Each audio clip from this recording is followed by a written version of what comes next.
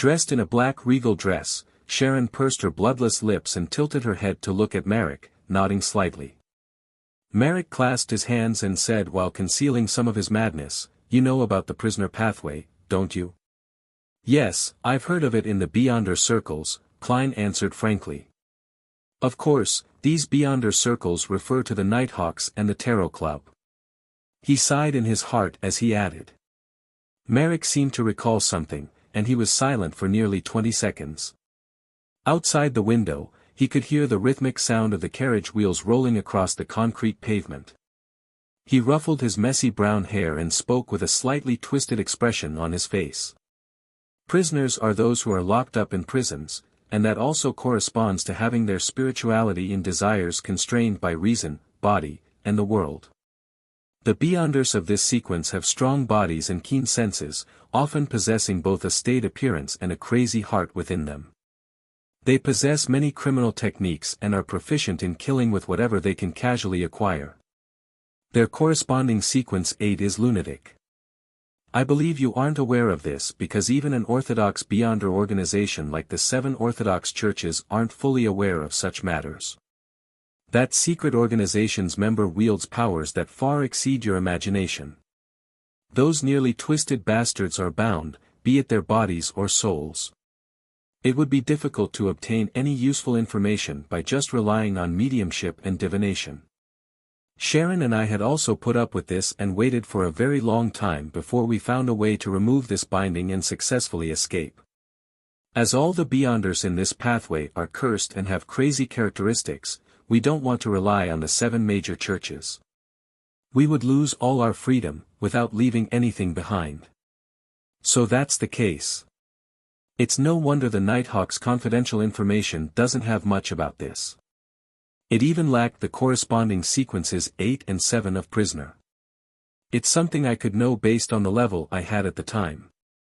Klein replied with a sense of enlightenment, "I really am not aware of the situation beyond Prisoner." Merrick didn't nod as he looked at Klein with his brown eyes and continued, "Compared to a prisoner, a lunatic's greatest characteristic is to be able to autonomously sacrifice their rationality and let their desires run amok in exchange for strength and enhancements in every aspect. Apart from not having clear thoughts during this period, there isn't much of a problem. They can even gain stronger resistances towards Beyonder powers that can disrupt one's thoughts and influence their mind. To put it simply, I'll get rid of you first, and that will make it impossible for you to kill me." Klein couldn't help but lampoon. "From this sequence onwards, the curse will gradually appear. Lunatics easily lose control," Merrick said as his facial muscles twitched. "Isn't that obvious? If a person's mental state has been operating at a nadir for a long time, or if there are frequent abnormalities, it would be abnormal if the possibility of losing control isn't higher than other Beyonders." Klein had his own understanding of this.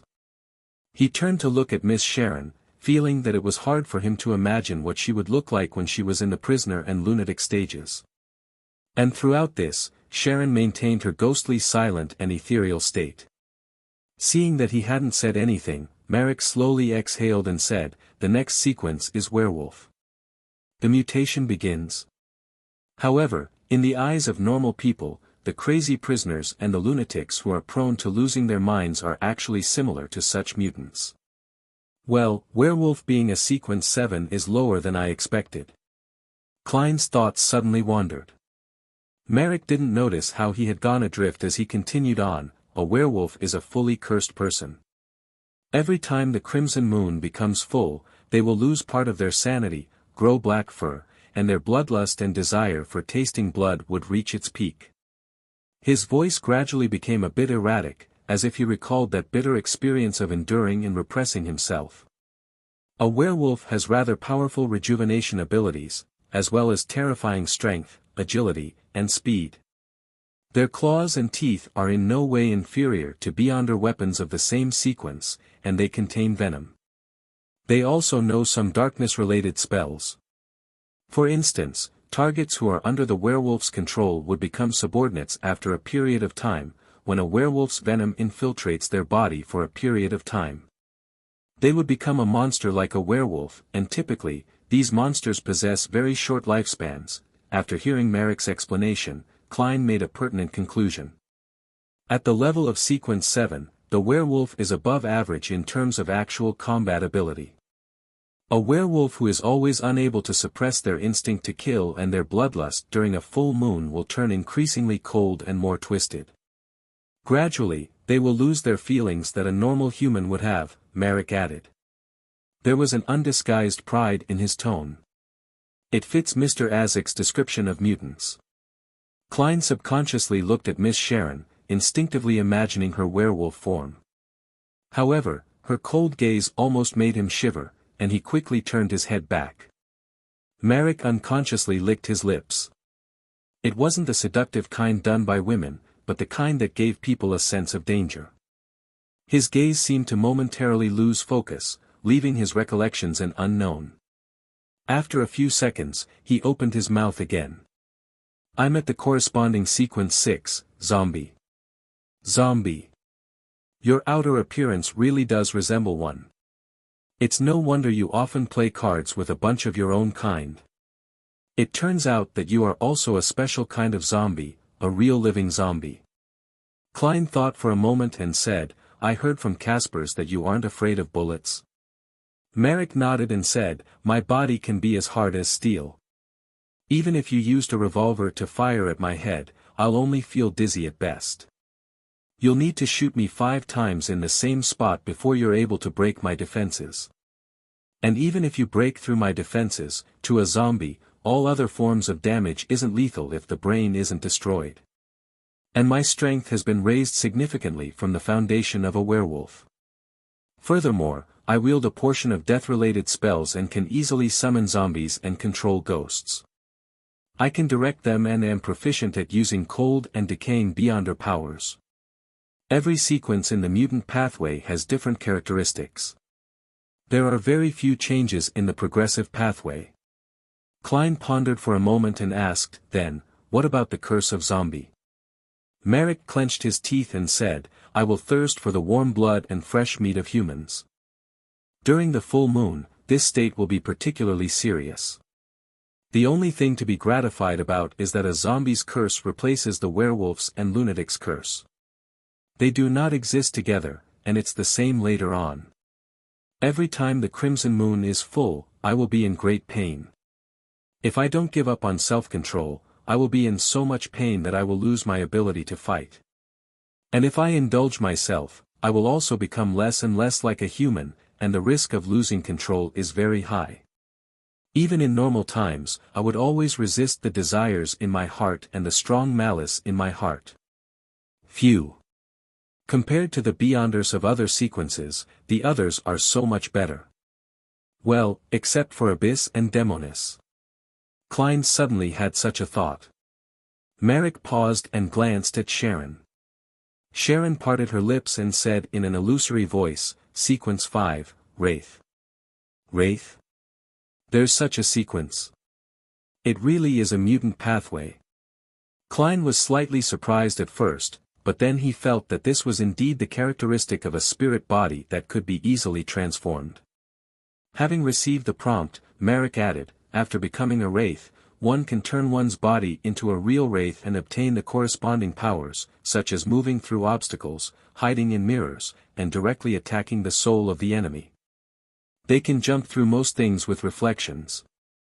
And unlike ordinary wraiths, even with spirit vision, one will find it difficult to discover such a shadow unless they were a high-sequence Beyonder. Yes, Wraith wields many death-type spells. There are many strange techniques, such as forcefully possessing the body and controlling the enemy. Her curse is that on the night of a full moon, she either consumes a certain number of human souls, or she becomes extremely weak. Choosing the former is equivalent to being on the brink of losing control at any moment. Without waiting for Klein to speak, the similarly pale Sharon suddenly said, our target is also a wraith. The Beyonder powers of zombie, werewolf, lunatic, and prisoner won't be lost as a result of advancement, Merrick emphasized. It sounds like my nemesis. I'm precisely afraid of the type who are impervious to revolver bullets and do not suffer immense damage when burned by ordinary flames. Simply put, I'm afraid of ghosts. Klein felt his heart thump a little. After pondering for a few seconds, he asked, "What is the effect of the sealed artifact? Why would they restrain you? It actually made you willing to tell me your weaknesses and your curses." Klein had some general guesses. Merrick's expression was somewhat gloomy as he replied, "That cursed artifact that needs to be sealed is called Scarlet Lunar Corona. Up to a certain range, it can create effects similar to a full moon. For those who are already cold and warped, it would aid them with explosive strength, but we will become weak and lose our ability to fight. If I give up on myself, then I'd rather choose death." Merrick growled hoarsely. "I didn't expect a perverted and cowardly fellow like you to be a persistent person. To be able to last until the zombie sequence is indeed extraordinary." Klein didn't interrupt him and listened to the next part of the story. "The person who wears the Scarlet Lunar Corona is immune to the effects of the full moon, and they will gain terrifying speed and unimaginable rejuvenation abilities, as well as a number of relatively powerful darkness-related spells. However, it will make the wearer's blood gradually turn cold. They will freeze up, bit by bit, and if they do not stop in time or drink the blood of a living person, they will ultimately die as their blood freezes up completely." Merrick seemed to greatly fear the Scarlet Lunar Crow. After he was done, Sharon looked over at Klein with her calm blue eyes. "Together with Steve are Zombie Jason and Werewolf Tyre. But as long as Steve is finished off, the others wouldn't be a problem." Merrick added, "If we succeed, the Beyonder characteristic left behind by Steve will be mine. The Scarlet Lunar Corona will belong to Sharon. The remaining spoils of war and the Book of Secrets will be your payment." Very generous conditions. Klein almost couldn't believe his ears. Although the most valuable items are the Sequence 5 Beyonder characteristic and the powerful sealed artifact with special powers, the rest aren't too bad either. It's impossible for a Sequence 5 powerhouse to only have sealed artifacts provided by the organization, and if any one of the Sequence 6 zombie and Sequence 7 werewolf is retained, it will be a bountiful harvest. Klein leaned back and pretended to think, to suppress the sudden greed in his heart. "Your conditions are indeed satisfying," he replied and immediately returned with a question. "Who is Shaman King Klarman? What kind of information is recorded in his Book of Secrets?" Merrick rubbed his temples and said, "The Shaman King can both refer to a high-sequence job and also represent an outstanding person who controls powers in the domains of darkness, the moon, and the strange, one who surpasses his peers. Klarman is the latter, and also the former. He was active in the southern continent during the early part of the Fifth Epoch, and then he completely disappeared. Maybe he was hunted down by the Church of Death or our secret organization, or maybe he died of old age in some unknown place. His Book of Secrets includes knowledge such as secret contracts, rituals, alchemy, astrology, symbolism, natural interaction, and so on. Even if an ordinary person gets it, they can become an expert in the field of mysticism. They can even rely on their own natural spirituality to accomplish a small number of beyonder matters without taking any potions. Well, the price is that they will slowly become mentally ill. This is the aftermath of one's spirituality being unable to bear the burden. Sounds good. Just what I need. However, this mission is not only difficult in itself, but there's also a certain amount of subsequent trouble. I'm dealing with a secret organization with a history of over 1,000 years. Klein was silent for a few seconds, but he still chose to follow his heart. I wish to have some time to think it over. This is a very serious and dangerous matter. I can't be impulsive. I will give you my answer tomorrow morning at 9 o'clock. Come to my house. You know the address. He looked at Sharon while finishing the sentence. He suddenly felt nervous when he finished it. They had revealed so much important secret information, even problems that plagued them. If he didn't agree on the spot, would he be silenced? Or would they follow me until I make up my mind? Then, how can I go above the gray fog to make the divination? Sharon, who was wearing a black regal dress, looked at Klein quietly. There was no anger, doubt, or emotion in her blue eyes. She suddenly pulled out a folded piece of paper from a concealed pocket and unfolded it into a rectangle. The paper was orange-yellow, with many symbols, including those representing the sun. These symbols and labels drew out an empty zone, one which gave off a very warm and stable feeling. As soon as he saw the piece of paper, Klein remembered what it was and relieved his uptight heart. This was also from Numblewright Master Rosago. This was the notary certificate. Back when they were distributing the spoils of war, Sharon had taken this mystical item. The pale, delicate Sharon handed the notary certificate to Klein and said in a refined voice, "Press your hand here. Promise not to divulge what you just heard." Phew. Klein exhaled and nodded seriously. "All right." According to the prompt, he took the notary certificate and pressed his palm against the blank area. Then, after some deliberation, he opened his mouth and said, "I promise I won't tell anyone what I just learned from Miss Sharon and Mr. Merrick." As he said each word, the symbols and magical labels around the notary certificate lit up, one by one, giving off a warm and bright glow. When it was all over, the light turned into a seal-like image that pressed down on Klein's palm and even passed through it, covering the blank zone. A warm current passed through him, and Klein felt a subtle but invisible connection between himself and the notary certificate. Back then, the ability mimicked by old Mr. Eye of Wisdom really does belong to a notary. He suddenly thought of something from before. "I'm done." Klein returned the notary certificate. Sharon calmly nodded her head and didn't say anything else. Her indifferent figure quickly disappeared from the carriage. Merrick, still suppressing the malice in his eyes, tapped the carriage's wall with his finger. The carriage slowly stopped, and the door of the carriage opened. "They're using zombies to drive the carriage and shadows to act as attendants. It really is Merrick's style." After activating his spirit vision, Klein took off his cap in enlightenment, pressed it to his chest, bowed slightly, and got off the carriage.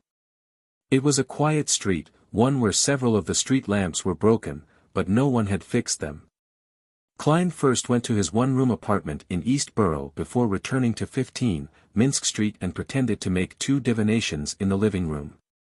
The first time was whether or not he should accept this commission. The second time was whether or not it was dangerous, and how dangerous it was. As for the answer to the divination, he didn't pay close attention to it, because wraiths of the mutant pathway could transform into spirit bodies, allowing them to directly interact with the spirit world to obtain information. In other words, they naturally possessed the power of divination and anti-divination, so regardless of whether it was Sharon or the target Steve, the revelation that Klein received was either wrong or deviated. After he finished his divination, he read the newspapers and books, as he usually did. He practiced his Beyonder powers in the activity room, then he washed up and went to sleep. There was nothing abnormal about it. At 4:10 in the morning, Klein suddenly woke up and jumped out of bed. He found a candle, built a wall of spirituality, and quietly began the ritual of summoning himself. Then, he took 4 steps counterclockwise and went above the gray fog, but he was in no hurry to respond to the prayer. Sitting in the high back chair belonging to the Fool, Klein focused on the surface of the long bronze table. He saw the all-black eye, Azek's copper whistle, the Dark Emperor card, and the dark, majestic figure of Roselle holding a scepter. The corner of his mouth twitched, and Klein stretched out his right hand to turn the card of blasphemy upside down. "What I can't see can't hurt me." After conjuring a pen and paper, he took off his topaz pendulum and repeated his first 2 divinations. The result of the first divination rotated clockwise at an adequate frequency. That was to say that the commission should be accepted, but it also wasn't necessary. The result of the second divination was the counterclockwise rotation of the topaz pendulum, but it spun with great amplitude and frequency. Klein's interpretation was that there was danger, quite considerable danger, but it wasn't life-threatening yet as long as it was properly dealt with. Phew. After remaining silent for a few seconds, Klein remembered a hunch from before. Perhaps, every magician needs to perform. Otherwise, the name of the potion would be mage, not magician. The key to never perform unprepared is to be prepared, as well as to perform. And this may not just be in combat. The two assumptions of diverting the enemy's attention and getting the applause of the audience is predicated on there being a performance.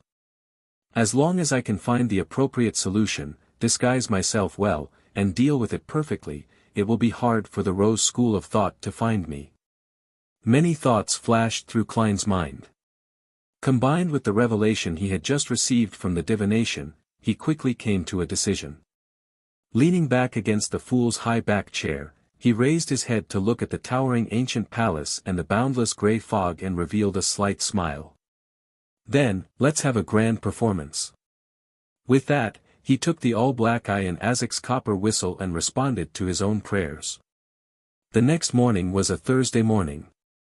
Klein, who had bought the ingredients early, prepared homemade Fenepotter noodles, which was closer to the noodles mixed with meat sauce. He went to the door to take out today's newspaper from the mailbox.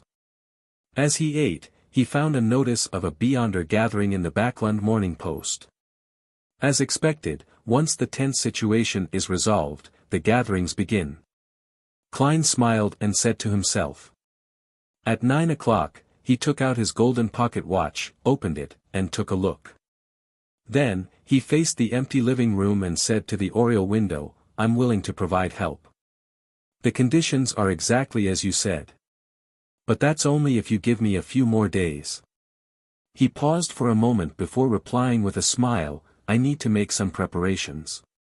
Other than Klein, there was no one else in the living room, but suddenly, an illusionary voice rang out.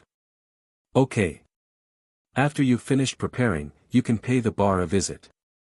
In Viscount Glaint's study, Audrey was sitting in a chair, helping Susie straighten the fur on the back of her head. She said to Furs and Zio, who were sitting quietly beside her while sipping their wine, why were you in such a hurry to bring me here? Although this was the first time she had seen Furs and Zio since the incident with Lenivis, she had already paid them through Susie. Well, after joining us at the Tarot Club, Furs seems to remain unchanged.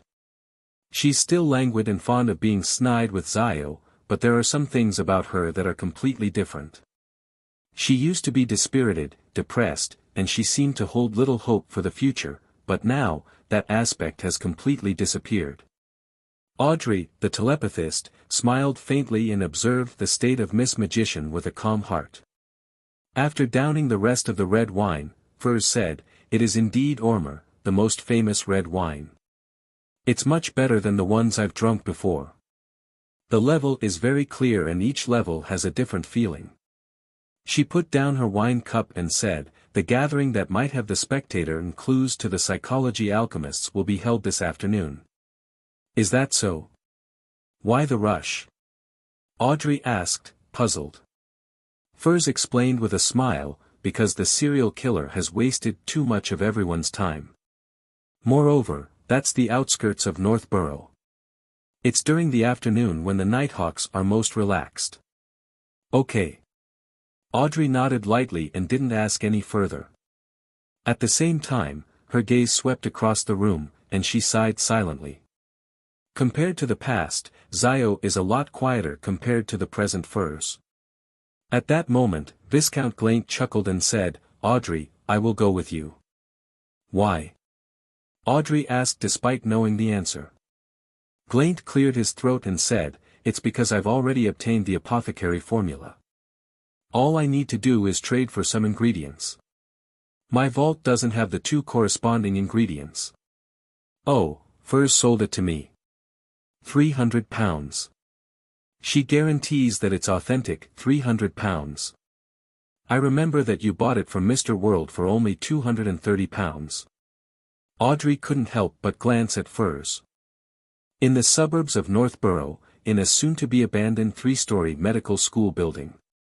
Even at 3 o'clock in the afternoon, the fog and the clouds had already darkened the whole of Backlund, as if a storm was approaching. Along the dilapidated corridor, the gloomy light shone in diagonally, penetrating the windows and causing everything to appear silent and scarred. It was eerie and terrifying. This was Audrey's second time here, and she was no longer as nervous and tense as before.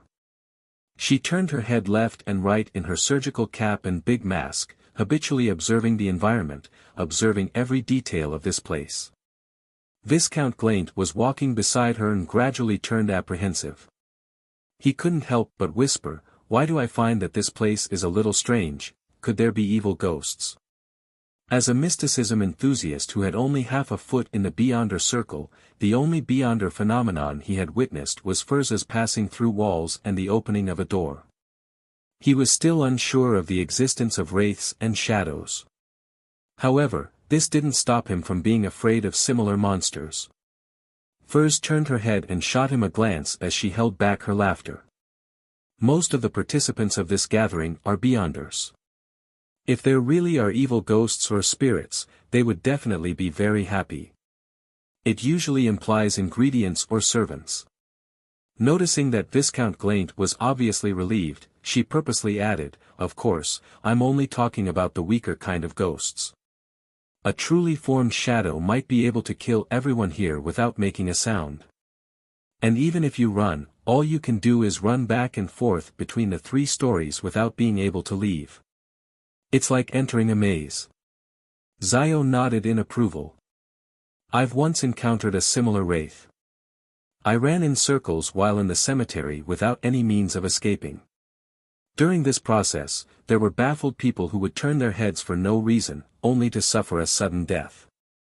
If not for one of the Beyonders carrying a sun charm, perhaps you wouldn't be seeing me here today." Viscount Glaint shivered as he looked out the window. At this moment, a withered tree branch hit the glass and made a light sound as it was blown by the cold wind. Glaint almost shouted out loud, as he frantically inched towards the 2 Beyonders, Furz and Zio. Audrey resisted smiling and quietly watched this scene from the sidelines. In her heart, she thought, "I have met Mr. Fool who is close to a deity.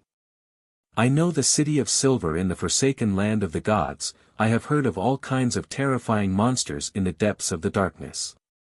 Why would I fear wraiths and shadows? However, I really haven't met a ghost yet." "Pooey. Audrey, what are you thinking? It's better not to come across this kind of thing. Unless I become a psychiatrist with Beyonder powers capable of influencing other creatures, or if I obtain mystical items that can restrain ghosts and monsters." The 4 of them couldn't help but increase their pace and quickly arrived at the gathering venue for the day. Before she entered, Furz found an opportunity to bend her back and whisper into Zio's ear, "You did well cooperating with me just now. You actually made up a story so quickly that's enough to frighten others. Look at the spots which aren't covered by Viscount Glaint's mask. It's so white that you can't see any colors." Zio turned her head as she answered blankly, "I didn't make up the story. That was something that happened to me before I came to Backlund." Furz was stunned for a moment before she blurted out a question, "For real? Why would I lie?" Zio's puzzled face was obscured by the mask. Furz turned her head and took 2 steps forward and suddenly shivered. At that moment, Glaint didn't wish to stay in the creepy corridor any longer. He reached out his hand and pushed open the door to the gathering venue. As the creaking sound echoed, he saw the concrete floor and the smell of antiseptic coming into his nose. It made him frown. Soon after, he saw a large pool in the middle. It was filled with a clear, yellow liquid, and there were floating figures inside it. Some of the figures were entirely naked. Some were rather complete while others had half their skin ripped off. They had the brownish auburn colors of beef jerky. They were corpses. "Ah!" A man's shrill cry resounded in the room. Gazes were instantly cast onto Glaint. These gazes were all from the figures in white coats surrounding the pool. They were also wearing surgical caps and huge masks, and only their eyes and a bit of their skin were exposed. Glaint's body swayed a bit. He wanted to turn around and run away, but when he saw Audrey, Furz, and Zio pass him, as if nothing had happened, in order to enter his room, he realized that they were pretending that they weren't his companions. As he took a deep breath, Glaint nearly vomited. He looked outside and saw that the corridor was dark and gloomy, filled with shadows, and that there wasn't a single living soul in sight. With another shudder, Glaint hastened his steps and caught up with Audrey and the others, finding a place to sit down as far as possible from the pool. After a few minutes, a figure wearing a white coat stepped out of the line and used a wooden pole with a hook on the side to pull a corpse to the side. Then, he directly dragged the corpse to the concrete floor. He paused for about 3 seconds, took out a scalpel, and slit open the body's abdomen. As the gash deepened, a cold and hoarse voice suddenly sounded from inside. "Let the gathering begin." Glaint reached out with his hand to press down his mask. His throat moved a few times and he almost vomited. They were midway in the gathering with all kinds of trades, either a success or failure, happening. Audrey, who had been calmly observing all this time, finally opened her mouth and said, "I want the spectator potion formula." Before she could finish her sentence, she felt several gazes sweep over her. However, they quickly moved away and didn't linger for long. After several seconds of silence, the transaction was aborted. Around 4 in the afternoon, it was getting closer to night. Why was there nothing at all? Glaint didn't maintain his aristocratic demeanor as he slumped against the wooden wall of the carriage and sighed. This Beyonder gathering had left a deep impression on him, making him feel as if he had taken a huge risk. But even so, he was still unable to buy the horn of an adult flying unicorn and the venom crystal of a royal jellyfish. Furs secretly pursed his lips and said, "That's normal. Although Backlund is the easiest place to get ingredients, if you can't join every Beyonder gathering, there will still be situations in which you won't be able to find what you want for a long time. It requires either luck or patience. Mr. Viscount, think about Miss Audrey's spectator potion. She hasn't received any clues to date. Sometimes, you can encounter the ingredients, but you would lack the money to buy them." Zio, who was sitting to the side, thought in exasperation. Audrey consoled Glaint, "When I get back, I'll go to my family's vault and do a search. Maybe there's something you want." She had brought the rainbow salamander's pituitary gland with her today, but she hadn't encountered the spinal fluid of a Farsman rabbit. Therefore, she had only exchanged it for £320 in cash. It was to prepare for Susie's advancement. Glaint nodded, and just as he was about to open his mouth, he saw Zio sitting up straight. She frowned and said, "It seems like someone is following us. I trust your intuition. What do we do now?" Furs asked, looking around. "Following us? Why follow us? All we did was sell one Beyonder item and obtain a few £100 in cash. Even if someone wanted to rob us, we shouldn't be the top targets. Although Glaint acted like a rookie, we didn't. In addition, the gathering's organizer had done a lot of things to ensure the safety of the members and to prevent anyone from being followed. Unless, the person who sent the tracker is the organizer. Last time, everything seemed normal. What's the difference between the two occasions?" Audrey's mind raced when she suddenly came up with an idea. Perhaps it was my request to purchase the spectator formula that attracted the attention of the psychology alchemists. It's impossible for them to randomly sell the spectator formula, so what would inevitably follow is recruitment into the organization. And recruitment isn't a simple matter. One has to be wary of any quasi-nighthawks or quasi-mandated punishers, or spies sent by other hidden factions. If they don't observe the target and conduct an investigation, the organization would quickly be destroyed. After pondering for a few seconds, Audrey said to Furs and the others, "Prepare to be attacked. Pretend as though you didn't notice the tracker. If we can successfully return to Empress Borough, don't worry about exposing the identities of Glaint and me. Both of you have to leave in secret." Her green eyes swept over Glaint and she added with a smile, "A lot of people know that we are mysticism enthusiasts, so it's normal for us to find an opportunity to participate in a Beyonder gathering. Even if the tracker is an official Beyonder, they won't suspect anything.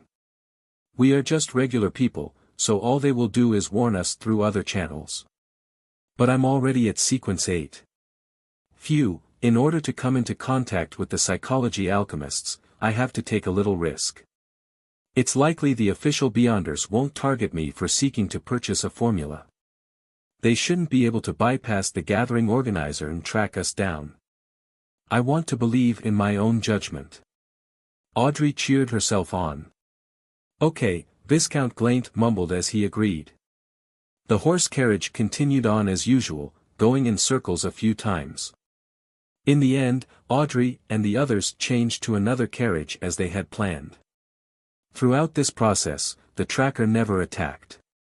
When they reached the back door of Viscount Glaint's mansion in Empress Borough, the two nobles used their usual means of returning. As for Furs and Zio, they each relied on their own skills to leave. About 10 minutes later, Audrey, accompanied by her huge golden retriever, Susie, and her maids, openly left through the front door, in her own carriage.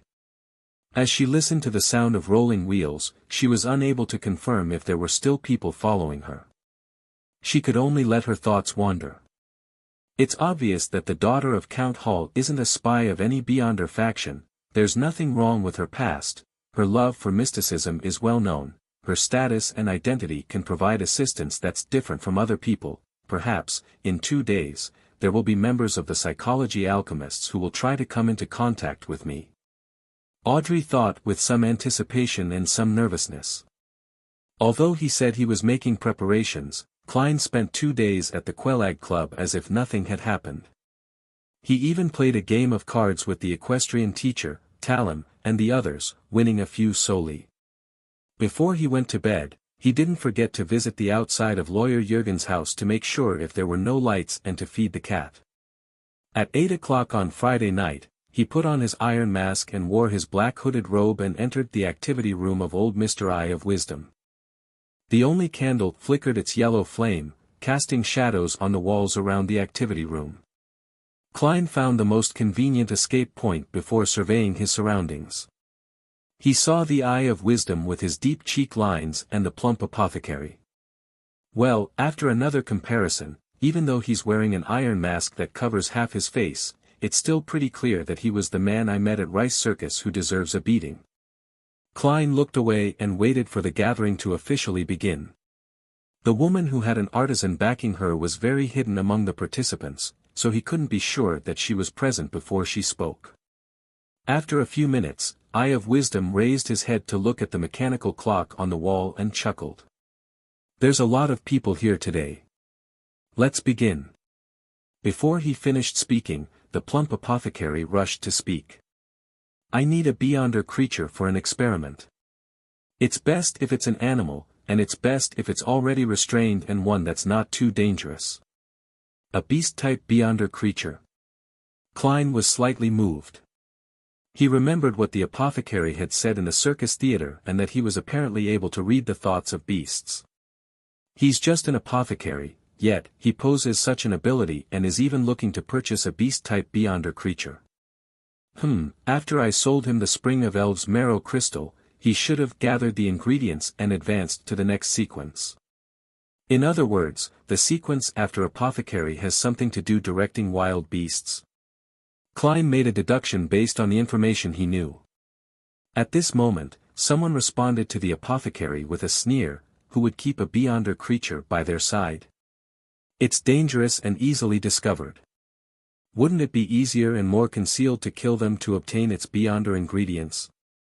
The apothecary was a person who refused to lose in a spar of words, so he immediately sneered. What a foolish thought. You can't guarantee that the Beyonder ingredient on a Beyonder creature is exactly what you need and that you can definitely sell it. You might as well tame it and direct it to be your helper, increasing your strength several-fold. As he spoke, his voice gradually grew softer. He felt as if he had revealed some important secret. Damn it! Why can't I control this mouth of mine? The apothecary figuratively smacked himself in the heart. As expected. Klein nodded indiscernibly. Without a doubt, the apothecary's request wasn't met. Most of the participants here were low-sequence Beyonders, and their statuses in Backland weren't very prominent. With the need for them to be relatively alert, to the point of barely maintaining it, so how was it possible for them to extravagantly rear a beyonder creature? Furthermore, more importantly, there was the fact that wild beyonder creatures were usually hostile to humans. Any encounter would usually lead to one dead, so if one wanted to capture them alive, they would need to have a sufficiently strong team or be strong enough to overwhelm the enemy. Of course, this didn't exclude particular beyonders who possessed special abilities that were suitable for such situations. After a bout of disappointment, the apothecary coughed lightly and said, "I've brought quite a few bottles of medicine. All of you know the effects. If you want them, you can speak up when the gathering is almost over. The few medicines to treat wounds, go berserk, and increase one's ability in that aspect?" Klein silently lampooned. He chuckled and provided a suggestion. "You can purchase a Sequence 9 formula, find the corresponding beyonder ingredients, and then concoct the potion to feed the animal you fancy. This way, you will have a Sequence 9 beyonder creature, and you can also continuously advance it with the subsequent potions. Of course, that's built on the premise that you are rich enough and can deal with the defective ones that lose control." The apothecary was stunned for a few seconds. After a while, he said, "How extravagant. Just saving up money and finding the beyonder ingredients for myself is difficult enough for me. It's also a high probability event for an animal to lose control after they consume potions. It will take me several times before I succeed. Someone who can do this must have a mine or owns a bank. Our tarot club's Miss Justice likely rears a beyonder creature." Klein suddenly felt sorry for the apothecary. If one wanted to disregard it for the sole purpose of earning money, apothecaries were the easiest among the low-sequence beyonders to amass large amounts of wealth. The problem was that they were also easily targeted by the official beyonders. After a few more deals or failed transactions, Klein heard a voice that was deliberately suppressed, "I only brought one beyonder weapon this time. They are 50 bullets with different effects. 20 of them are engraved with the Sun Domain's labels and symbols, forming a complete charm. They can be used to purify ghost-related monsters. They cause more damage to wraiths and shadows, so they are called purifying bullets. There are another 20 bullets which are meant for corrupted creatures, known as demon-hunting bullets. The other 10 are bullets that counter evil-type monsters, known as exorcism bullets. Their effects can be maintained for 18 months or more. 50 bullets for £500 or the Barbarian Potion formula. It will come with a revolver with the matching caliber. They did make related bullets according to my suggestions from last time. From the looks of it, they're more complicated than ordinary beyonder weapons. It took them so long only to make a set." Klein didn't give the others a chance and directly said, "I have the Barbarian Potion formula." At this moment, a rather tall man offered a price. £550. In this day and age, a revolver was the most convenient beyonder weapon to use and carry. The well-hidden lady's voice was filled with unquenchable joy as she said, "Sir, I'm sorry. I have a preference for the Barbarian formula.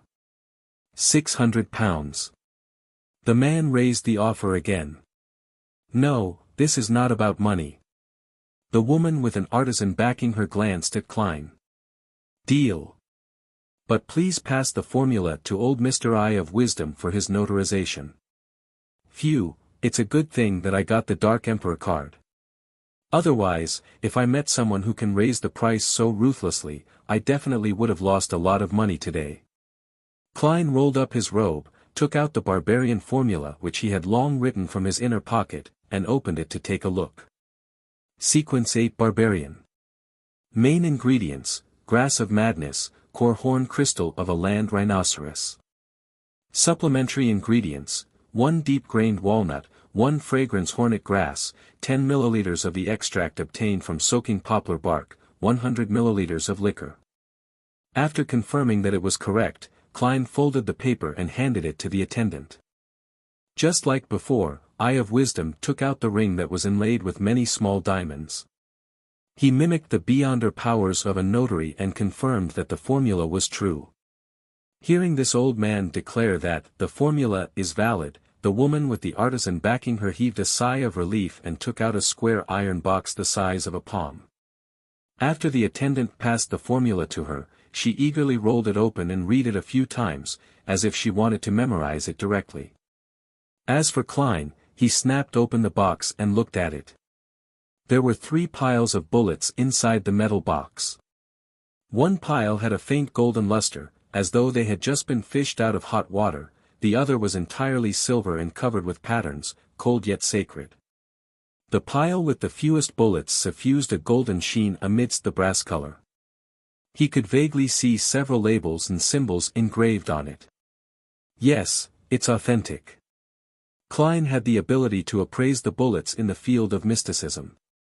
He snapped the lid shut and stored the item in the pocket under his robe. As for the free revolver, it was nothing special. The body of the gun was a deeper brass color, and the handle was made out of walnut wood.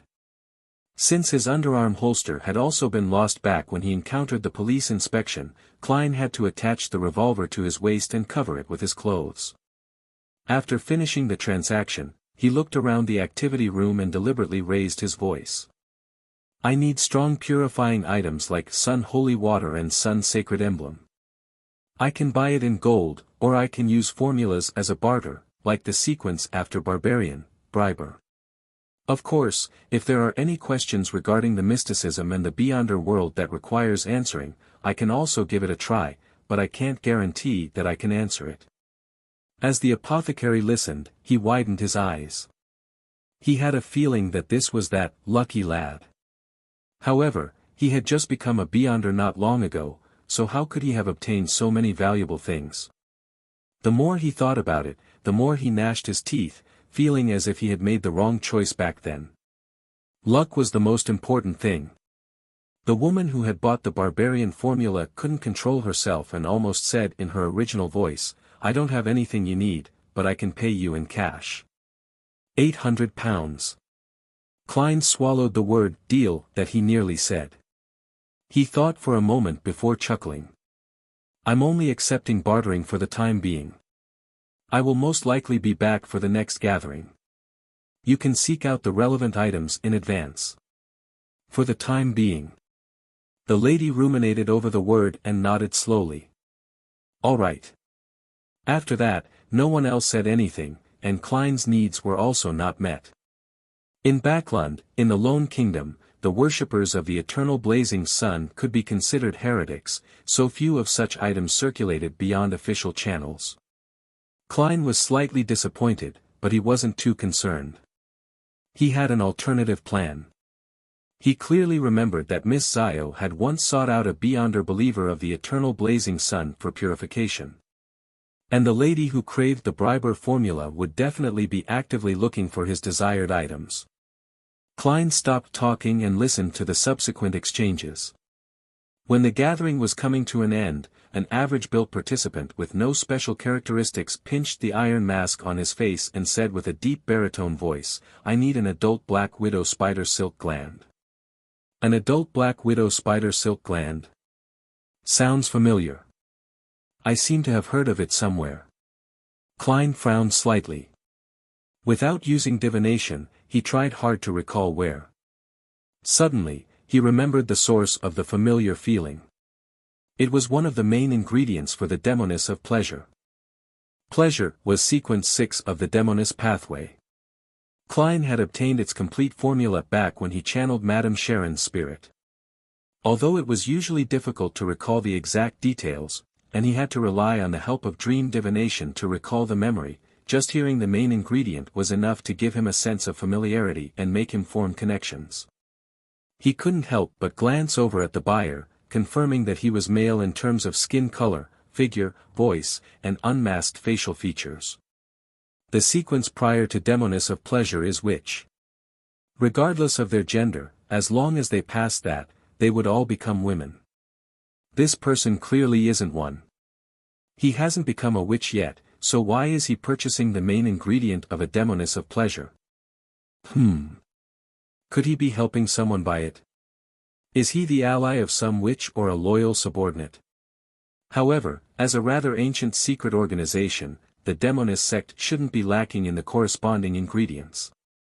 With their natural disposition, it would be normal for them to use the beyonder characteristics left behind by former members to concoct the potions. Did the witch behind the buyer lose her connection with the organization?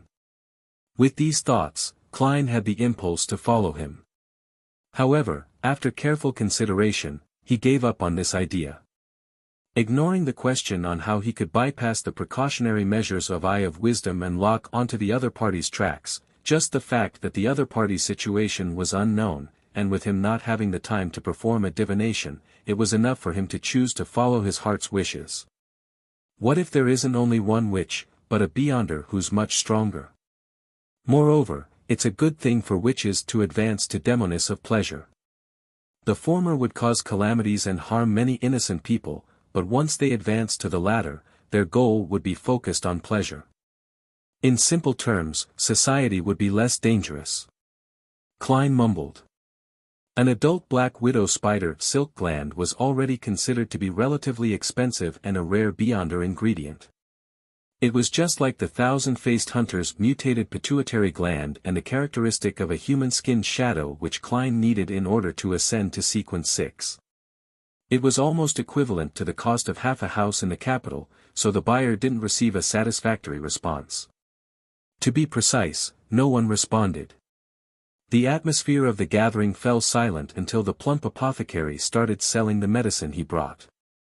After the previous trials, he received quite a few repeat customers. In less than 3 minutes, he had sold all the goods he could sell and collected more than £50 in cash. As Eye of Wisdom announced the end of the gathering, each participant left through different passages in a different order and at different intervals. Klein was in the middle, and after he reached a secluded street, he took off his disguise and immediately set off for East Borough, arriving at Black Palm Street on that cold and foul-smelling night. On the way, he had purchased an armpit holster. He entering his rented one-bedroom apartment. Without taking a break, he took out his revolver and opened the metal box containing the beyonder bullets. He then took out 2 purifying bullets, 2 demon hunting bullets, and 1 exorcism bullet. Then, he loaded them one by one into the chamber. Taking a pose, he tested the feeling and whether he could fire normally. Klein inserted the revolver into his armpit and busied himself with other preparations. For example, he checked to see if there was anything unusual about the all-black eye in the iron cigarette case. He also placed Azek's copper whistle in the metal box containing the bullets, and with the help of holy night powder, he created a sealed wall of spirituality that stuck to the surface of the box, completing the shielding of the ancient, delicate copper whistle. After confirming the shapes and positions of the 3 charms, Klein headed above the grey fog for divination. Then, he put on his cap and went out again. His target was 32, Verdi Street, which was south of the bridge. It was where the thief had found the master key. There might be clues to the apprentice formula or clues to related items there. It was somewhere that Klein had long wanted to explore, but he suspected that the man who died a tragic death had turned into a wraith-like creature. He didn't dare to take action until he bought purifying bullets. A magician never performs unprepared. Before the steam subway, the most economical mode of transport, had stopped running, Klein arrived south of the bridge before transferring to a public carriage and arrived near Verdi Street. It was already late at night, and a chilling drizzle filled Backlund.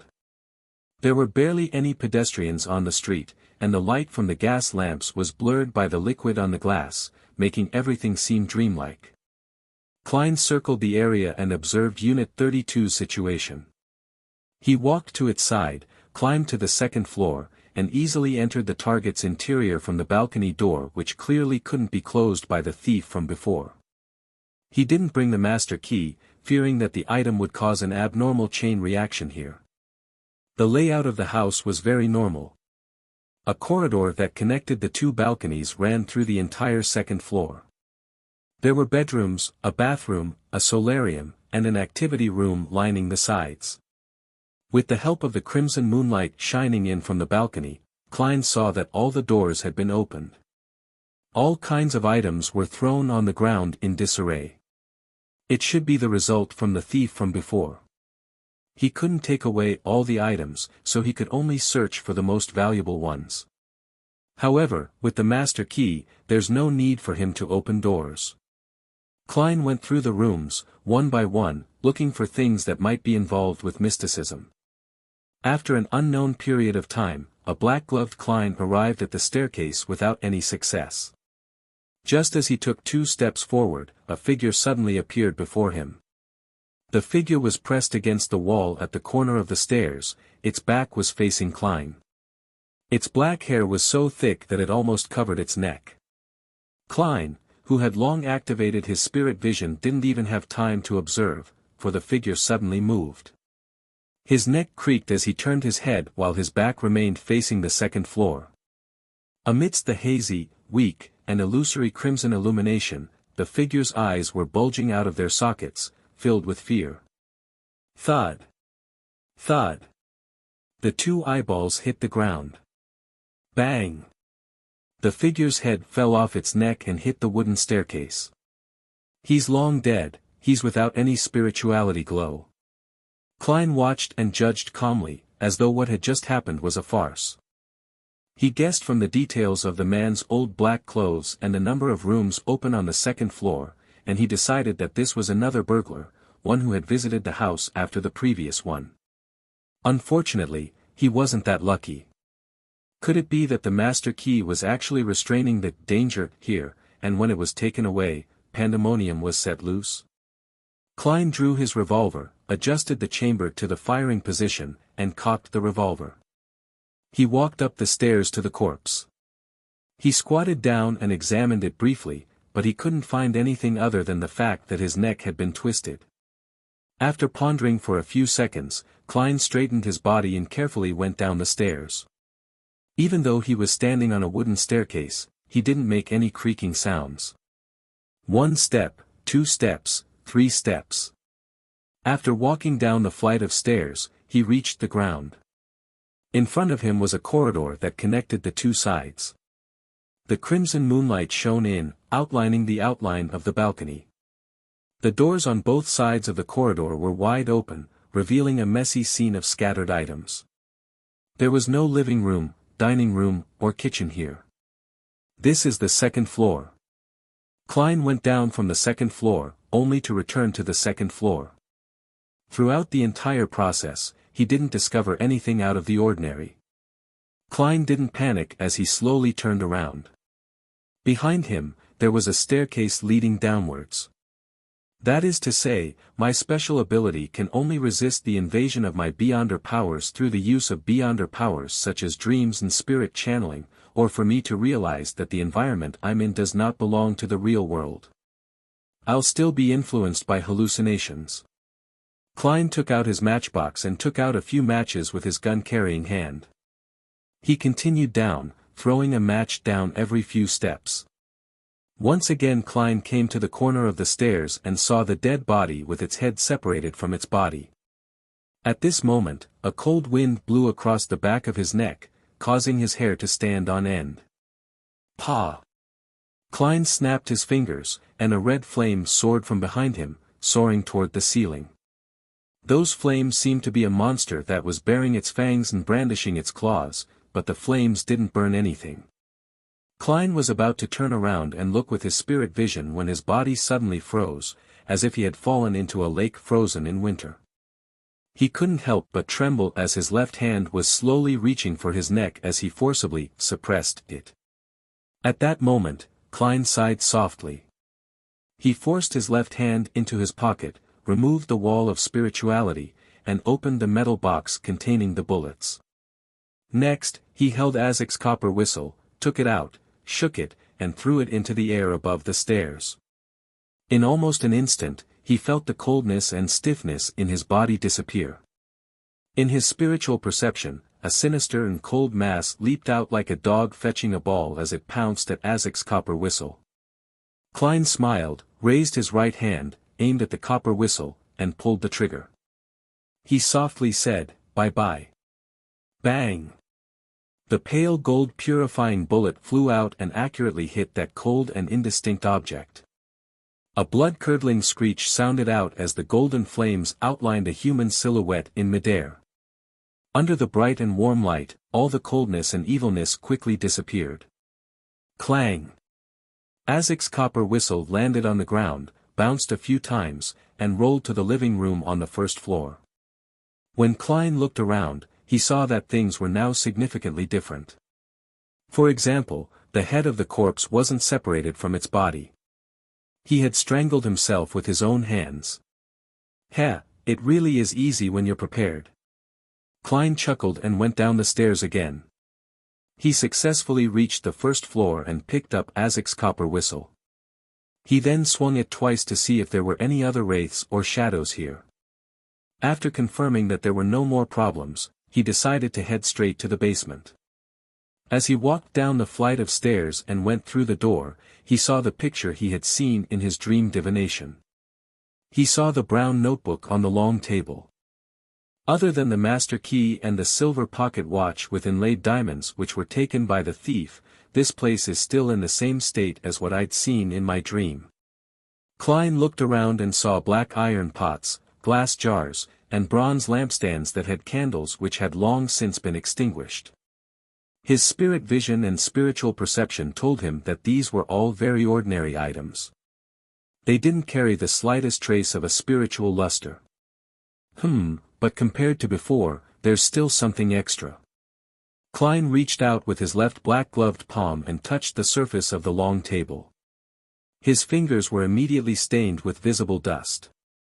After carefully and making some preliminary divinations, Klein failed to find any secret chambers or hidden compartments, thus, he turned his attention to the brown notebook. Carefully flipping through it, the contents of the first page entered his eyes. This will go into the annals of the rise of a cursed family. I want to remember every key point. Future descendants, please remember every word that I've said. It's a pity that you lost control and died just moments after taking the Sequence 9 potion. The illustrious glory of the Abraham family can only remain as words. Klein lampooned under his breath and continued reading, quickly flipping through the pages. He planned to take the notebook away once he confirmed its value, not planning to stay any longer. We, the Abraham family, were one of the most powerful nobles of the Fourth Epoch, and we were the main supporters of the Tudor dynasty. In that era, be it Lohn's Augustus family, Faysac's Einhorn family, Intis's Sauron family, or Phainopotter's Castilla family, all of them looked up to us. Indeed, they weren't weak back then, but we were stronger. Even the rumored Antigonus family and the Zeradal families were slightly weaker than us. Unfortunately, the glory of our family disappeared in the War of the Four Emperors. Ancestor Bethel went missing in that war where the deities personally fought. The remaining high sequence Beyonders all perished. Ever since then, our Abraham family has been under a terrible curse. Generations after generations of ancestors have attempted to revive our family, but without exception, all of them went mad and lost control. Some of them did so just before becoming a high sequence Beyonder or at sequence 7 and 8. And every case of losing control brings about a disaster that is close to annihilating the family. The accursed forget the family name carved in their bloodlines and hurt the other members of the family without restraint. They were already monsters. For the continuation of the family, the Abraham family made a painful decision to no longer live together. Instead, it split up into small families that migrated to various parts of the northern continent. That way, even if someone lost control and started a massacre, their bloodline wouldn't be cut off because of this. My father was afraid of the curse, so he chose to remain as an ordinary person. If it wasn't for the fact that the bloodline's last name is still ever shining, he wouldn't even be willing to tell me these things. I want to record this down. I want to keep it on my mind. I want to remember the glory and the disaster of the Abraham family. Every Beyonder generation would eventually lose control without exception. The curse of the Abraham family is even more terrifying than that of the City of Silver. Wait a minute, they should all be from the apprentice pathway. Could it be that they heard that Mr. Door's plea for help? This isn't a cry for help, it's clearly a life-depriving curse. However, according to Miss Magician's description, it isn't because she became an apprentice that she had heard those illusory ravings during the full moon, but because of her use of the bracelet on her wrist. Afterwards, she couldn't escape the ravings regardless of whether she wore it or not. And what's the reason for those beyonders of the Abraham family? Perhaps the curse has nothing to do with Mr. Dorr. Well, the notebook mentioned that the ancestor of the Abraham family, Bethel Abraham, had disappeared in the War of the Four Emperors. Could he be Mr. Dorr? He was banished from the real world, lost in the darkness, and left trapped in a storm. There's a possibility that the easiest target to ask for help would naturally be descendants from the same bloodline who are of the same Beyonder pathway but of a relatively lower sequence. It's a pity that because all the powerful Beyonders had perished, his shouts only bring about a curse on the family that has lasted for more than 1,000 years, almost causing the whole Abraham family to disappear. Is this the reason why Mr. Dorr is so aware of the history of the Fourth Epoch and the details of the War of the Four Emperors? If my suspicions are true, I can only exclaim, the Abrahams really are an unfortunate family. I wonder if the things mentioned by the owner of the notebook were affected by the passage of time of over 1,000 years and the separation of the family, which might result in discrepancies. In the War of the Four Emperors, the deities actually personally participated in battle. Klein slightly frowned, and the speed at which he flipped the pages became faster and faster. Father, who chose to remain an ordinary person, ultimately succumbed to his disease. This dealt my mother a huge blow and she quickly departed with him. And that means I'm free. But what hurts me is that father didn't tell me many things about Beyonders to prevent me from embarking down the cursed path. I have to come into contact with them myself and understand them. Thankfully, he didn't violate the orders of the elder. He still handed me the potion formula of apprentice, trickmaster, and astrologer at his deathbed. I will repeat the 3 formulas to prevent myself from forgetting. Sequence 9. Apprentice, Sequence 8. Trickmaster, Sequence 7. Astrologer. After Klein saw that, he pricked his eyebrows slightly, feeling that the trip tonight had been worthwhile, and that he hadn't wasted the purifying bullet. Of course, he still had to go above the gray fog to confirm its authenticity. Astrologer. The apprentice pathway actually has a divination series job as well. In that case, one of my speculations from the past might be closer to the truth. The seer pathway and the apprentice pathway might be interchangeable at high sequences. Klein nodded slightly and continued to flip through the pages. Although he had already determined the value of the notes, he didn't want to leave the scene for the time being. If the last few pages of the notebook noted that something had been hidden somewhere, he would definitely have to come back again. Since that was the case, why go through so much trouble? As the pages turned, Klein roughly figured out the beyonder history of this Abraham descendant. After his parents died, he began trying to touch base with the mysticism circles to gather information about the sequence potions and purchase the corresponding beyonder ingredients. After 2 years of hard work, recording many still unconfirmed mysticism knowledge, he finally succeeded and concocted the apprentice potion. At the end of the notebook, he wrote, according to my knowledge of mysticism, the spirit world and the real world would overlap the most on the night of the full moon. That is the time when one's spirituality is at its best, and it is also the most suitable time to consume the potion and advance. I will become an apprentice by the next full moon. I need to get stronger, step by step, and reproduce the illustrious glory of the Abraham family. Once I reach sequence 7, I'll be able to contact the elders according to the regulations set by the family. I know the method of communication well, so this is a secret that cannot be recorded. Take a potion to advance yourself during the full moon. Klein was stunned for a moment. He couldn't help but tap his chest 4 times in a clockwise manner to draw the crimson moon. May the goddess forgive you for your ignorance. Klein vaguely understood why the man had lost control on the spot. According to his speculation, the curse that had plagued the Abraham family for more than 1,000 years was probably related to Mr. Dorr's call for help during the full moon. And that guy actually chose to consume the apprentice potion on the night of the full moon. In that case, it was highly likely that he would hear that illusory mumbles while the effects of the potion had yet to fade, and his spirituality was in a very unstable state. As such, he exploded with a bang, fortunately, the hornasis phlegria that I heard back then wasn't lethal. Klein subconsciously sighed. Then, he thought of the oddity of the master key and vaguely came up with a hunch. The formation of the master key stems not only from the condensation of an apprentice's beyonder characteristic but also from Mr. Door's illusory ravings. Thus, the occasional problem of causing the holder to be lost becomes rather dangerous. It often allows the holder to enter inappropriate situations. This can be considered a kind of curse. And taking everything into consideration, Mr. Door being the ancestor of the Abraham family, Bethel, is quite possible. Phew. Klein exhaled when he saw that there was no information about any hidden treasures. He took the brown notebook and left the basement. As he dropped Isaac's copper whistle, he retraced the same path he took to get there. When he reached the balcony, he raised his left hand and snapped his fingers. The scattered matches on the stairs lit up with a crimson light. They soon extinguished, leaving only minor burn marks. After taking a detour to East Borough to get rid of his disguise, Klein returned to Minsk Street before midnight. He went above the grey fog and used spirit dowsing to confirm the authenticity of the 3 formulas.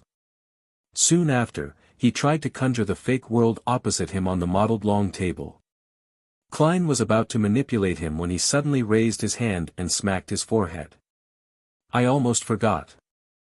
I brought the all-black eye back to the real world.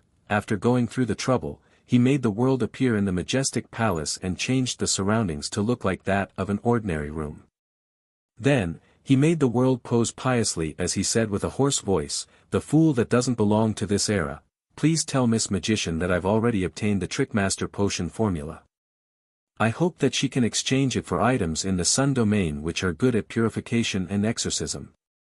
If the value isn't equal, then I'm willing to make up for it with additional gold pounds." After manipulating the world, Klein turned the scene into a ball of light and transmitted it to the crimson star representing the magician. He clearly remembered that during the last time Miss Zio had found someone to purify and exorcise her, Miss Magician had also been present. Furs flipped through the calendar on her desk and used a pen to mark the date of the upcoming full moon. She had decided that, as soon as she heard that horrible, illusory raving, she would chant the name of the fool and pass the painful minutes above the grey fog. Life is truly filled with things to look forward to. She closed the novel in her hands, ready to turn off the iron grill gas lamp that was set into the wall.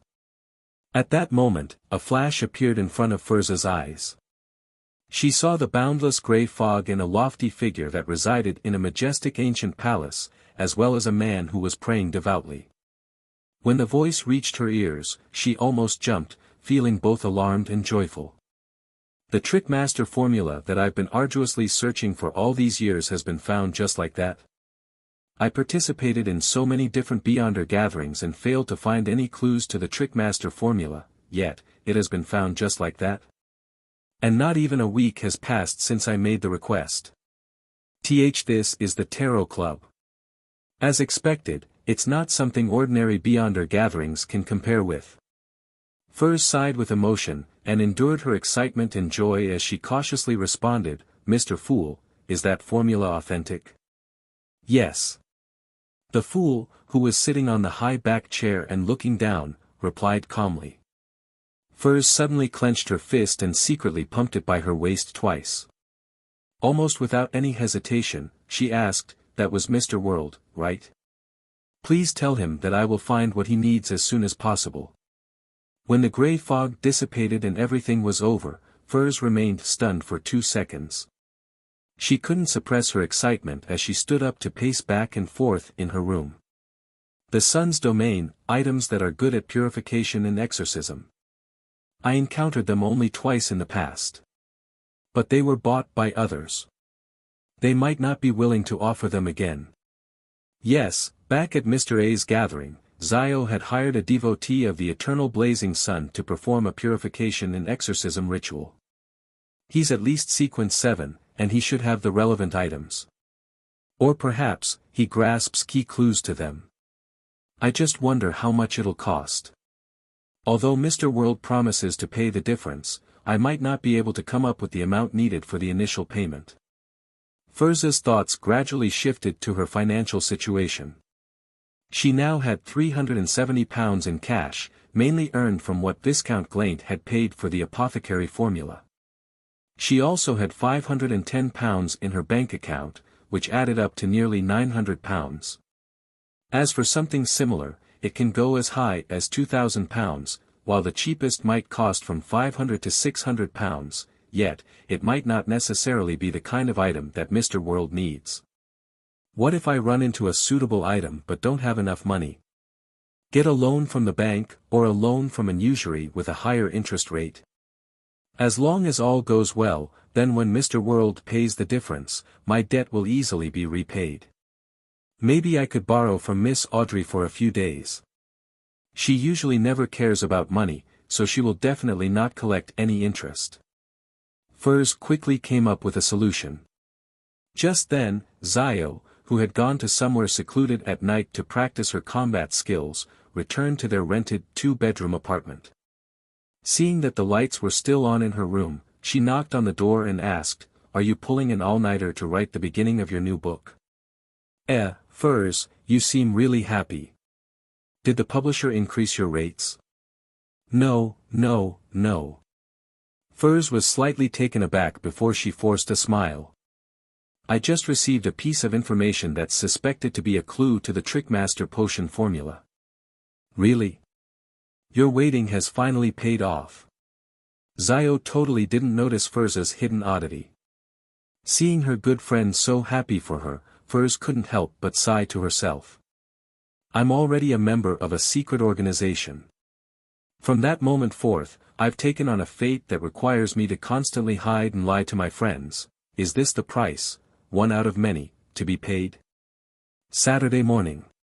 Klein once again visited Inventor Leopard at St. George Burroughs' Surd Street. Since the bicycle had yet to be patented, he only paid the last £20 and exhorted Leopard not to rush to talk about subsequent investments and partnerships until he had the patent. With regards to this, Leopard was very agreeable. He had been tricked twice before for the same reason. Before getting a patent, once the potential investors who he had made contact with had fully understood his product, he was kicked aside to watch as the potential investor bribed the patent office and acquired the patent first. After leaving Leopard's place, Klein arrived at Isengard Stanton's place in Hillston Borough at the appointed time. It was a dark and gloomy house. Today was the day that the rewards for the serial murder were going to be dispersed. Walking through the living room and into the activity room, Klein saw the two detectives he was more familiar with, Kaslana and Stewart, and sat down next to the latter. "Sherlock, how much do you think we'll get this time?" "It should be no less than protecting Adel. Of course, I didn't do much, so what I can receive will be limited. Emperor Roselle once said, the more plowing and weeding, the better the crop." Stewart clenched his fist and held it to his bearded chin. Klein guessed with interest. The split might go as high as a few £100, and even the lowest wouldn't be less than £10. And I'm the one that will get the higher end of the split. If Isengard Stanton's words were as credible as he had described. Klein added in his stirred heart. At that moment, a white shirt, brown-vested Isengard, with white hair at his temples and a thinly contoured face, entered the activity room while carrying his signature pipe. As the fireplace burned, he sat down in a reclining chair and said with a smile, "Ladies and gentlemen. I just got back from the Backland police station. They acknowledged our contribution, and they think we've been instrumental in cracking the case. Although we didn't participate in the subsequent capture, we can still obtain half the bounty. In other words, we'll split £1,000 in cash. This is considered quite a handsome bounty, even in Backland. A single detective has to have zero expenses, not eating or drinking, and even resorting to sleeping on the streets, for 4 or 5 years to amass this amount." The atmosphere in the living room immediately became relaxed. Everyone was filled with anticipation about the reward they would receive. Even Klein was no exception as he guessed the amount Isengard would give him. It should be at least £100, right? He whispered silently. Isengard took a puff on his pipe, narrowed his eyes, and said in a satisfied tone, "Everyone, thank you for your trust in me. I will now do the splitting." The biggest contributor this time was Detective Sherlock Moriarty. The ideas and train of thoughts that he provided us had allowed us to find more clues and put us on the right track. He's a genuine expert at deduction. Man Kaslana can bear testament to this. I still have a few letters from Detective Moriarty, and anyone in doubt can take a look. That's very fair. He actually didn't list himself as the biggest contributor. Klein turned to the great detective, Isengard Stanton, and viewed him in a different light. It's no wonder that he has such authority in the detective circle. Seeing that there were no objections, Isengard nodded and said, "I declare that Detective Sherlock Moriarty will be awarded £300. Immediately, the detectives in the activity room broke out into whispers. From time to time they looked up at Klein, as if they finally recognized this brilliant detective whom Mr. Stanton had praised as an expert at deduction. What a generous man, a just man. Klein grinned and ultimately didn't act modestly. In second place were Isengard himself and Kaslana, who each received £160, while the rest of the detectives split the remaining £380 depending on their respective contributions. Even the lowest received £15, equivalent to 3 or 4 weeks of their usual earnings. This was the benefit of handling a major case with a high bounty. Stuart, who had received £40, was very pleased because he felt that he had only done 2 days of observation. Furthermore, the subject he observed ended up not being the final confirmed suspect. Of course, he also had to pay a portion of the £40, all informants and helpers involved in the matter had to be paid. After distributing the bounty, Stuart suddenly remembered something. He took out a piece of paper from his pocket and said to Klein, "Sherlock, I've recently accepted a missing person assignment that pays a lot. Try using your resources and help me pay attention to it. If the person is found, I won't forget your share." "Sure, no problem," Klein replied indifferently. Stuart handed over the piece of paper and said, "It's this man. He's been missing for nearly 2 weeks. As he's involved in some improper conduct or might even border on committing a crime, the client doesn't wish for us to seek the police's help." Klein nodded slightly and unfolded the paper. He saw a black and white photo that was made through lithography. It was a man with hair that was combed back in a slanted fashion, and there was a certain elegance in his propriety. He was about 27 or 28 years old. He had a handsome appearance, but there was an undisguised air of arrogance between his eyes. His nose was high, and his lips were thin. "Right, his name is..." Stuart recalled and said, "Emlyn White." "Emlyn White." Klein suddenly turned his head to look at Stuart. "Ah! Isn't that the name of the vampire who's imprisoned in the basement by Father Yatravsky?" In Duke Negan's mansion, Audrey, who had been invited to a tea party, was listening to her mother and Duchess Della chatting about nobility matters with a slightly bored expression on her face. Her eyes swept across the 3-layered rack, the uniquely styled muffins, cake, and other delicious tidbits. She felt that she had been indulging herself recently, so she lightly picked up her cup and sipped the black tea. After a while, she got up apologetically and, accompanied by the maid, went to the bathroom. As soon as she came out, she met a tall, middle-aged woman with slender eyebrows and a graceful appearance. It was Duchess Della's younger sister, the wife of a hereditary viscount, Lady Norma. After exchanging the formalities, Norma looked at Audrey and said with a chuckle, "I heard that our beautiful young lady is very interested in mysticism." She mentioned mysticism. "Could it be that someone from the Psychology Alchemists is here to test me?" Audrey instantly entered her state as a telepathist. A little embarrassed, she lowered her head and replied, "Yes." After hearing Audrey's affirmation, Lady Norma laughed. "What an honest child. I happen to know some experts in mysticism who are very knowledgeable. Would you like to chat with them?" Definitely. That's exactly what I want. Praise the lady. Feigning surprise, Audrey drew a crimson moon on her chest. With a smile on her face, Madame Norma nodded slightly and said, "How about we have our afternoon tea together tomorrow?" "No problem." Audrey's excited eyes held a little innocence. After she bade Lady Norma farewell and headed for the living room, her smile gradually settled as her bearing turned composed and relaxed. The detailed changes in her body language, the color of her emotions, and the changes in her body of heart and mind that were reflected superficially, they all imply that she holds no ill intentions, but she was rather nervous. It seems like Lady Norma might really be a member of the psychology alchemists. She had been observing my expression and actions, but she couldn't adjust or hide her emotions. Maybe she's like Susie, a spectator, but unfortunately, she didn't know that the person in front of her is a telepathist. Audrey thought, feeling both perturbed and proud. She couldn't help but let her feet gracefully walk in a straight line with one foot taking the place of the other. In the house of Isengard Stanton situated in Hillston Borough. Klein's lips quivered a few times, but in the end, he didn't ask Stuart who his employer was or what he looked like. He decided not to get involved in matters involving Emlyn White as best as he could. Although based on Emlyn's words, he was a law-abiding vampire, but that was only limited to his claims. There were still too many gaps about his earlier life for Klein to be sure that he had not harmed the innocent. As a result, he lacked the motivation to seek out Father Yutravsky to save Emlyn. After all, Father Yutravsky was a Dawn Paladin who was skilled in combat and had the aid of mystical items. Furthermore, he was an unweakened Dawn Paladin. Besides, it would make it easy for him to expose his true identity to Father Yutravsky and Emlyn White.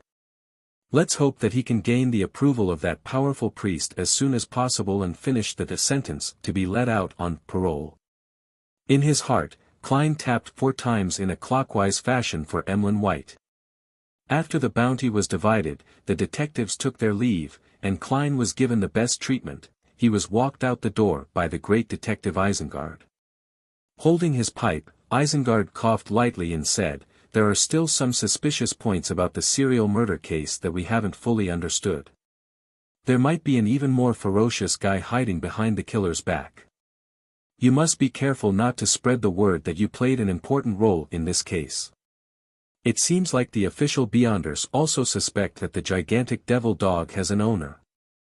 Klein replied solemnly, "I know, I had my own guesses about this too. Mr. Stanton, you have to be careful as well. You were the one who gathered us, and you're a major partner of the police." Isengard put the pipe into his mouth, then he took it out and said, "Sherlock, I guess I'll call you Sherlock. You can rest assured that, although I'm no longer young, I'm still an outstanding fighter, an excellent marksman with an instinctive vigilance. Furthermore, you have a high probability of being a Beyonder not from the low sequences. I just wonder which pathway you belong to." Klein thought for a moment and said, "Mr. Stanton, you don't seem to be a native from Backlund? Your accent is closer to that of Civilaus." "Yes, just like your mid-seashire accent," Isengard admitted frankly. The two detectives smiled at each other as an acknowledgement of the other's observational ability. Klein returned to 15, Minsk Street before nightfall. "Well, I now have £1,224 in notes, plus 5 gold coins, and a small amount of change. This is quite a considerable amount compared to how much I had when I first came to Backlund. However, Sequence 6 Beyonder ingredients will cost at least 1,500 a pop. Sometimes, because they're scarce and rare, the price might even increase several-fold. And Beyonders who can obtain such items usually aren't low in sequence, they wouldn't misjudge its value and sell it at a low price. It's quite impossible to pick it up at bargain prices, although the lady with the artisan behind her is very eager for the Dark Emperor potion formulas, she has to consider the progress of her advancement. For her to only be at sequence 9, it's quite impossible for her to spend a large amount of money to buy the formulas up to sequence 6 in advance, unless she's filthy rich. Well, you can't always be so exploitative. While in thought, Klein was in no hurry to prepare dinner. Instead, he went back to his bedroom, drew the curtains, and went above the grey fog. He had an idea that he needed to verify. Sitting in the fool's seat, he stretched out his hand and picked up the unadorned brass master key. Based on the notebook he read last night from an Abraham descendant, he guessed that the man had lost control on the spot because of his choice of advancing during the full moon. Therefore, the curse-like ability of the master key, which can make people go lost, only to find themselves in bad spots, has a high probability of being contaminated by Mr. Door's illusory ravings, other than the resentment and indignation in the Beyonder characteristic. So what sort of changes will it undergo when the moon is full? Klein mumbled. Conjuring a pen and paper, he wrote the divination statement he had thought long in advance, what it manifests during the full moon. Holding the piece of paper in one hand and the master key in the other, Klein leaned back in his chair, gave a self-deprecating laugh and said, "I'm courting death again, but there shouldn't be too much danger this time. Mr. Door is far separated from the real world. He's lost in the depths of the darkness. Furthermore, I have the grey fog to shield me." In this case, the danger from divination was no different from direct divination. The experienced Klein half closed his eyes, and his pupils turning dark as he constantly chanted, what it manifests during the full moon. After 7 times, Klein fell into a dream. In that grey, detached, illusory world, he once again saw the basement where the Abraham descendant had died. The flesh and blood here had long since dried up. The silver pocket watch inlaid with diamonds and the ancient-looking master key had yet to be stolen. They were still lying on the ground. Suddenly, a sharp, hollow voice echoed in Klein's ears. It was like a thin needle stabbing into his head, extending inside, bit by bit, while it scraped as if it was going to completely peel off his scalp. This extreme pain caused Klein to wake up and sit up straight. He looked at the blue veins protruding on the back before they quickly restored to normal.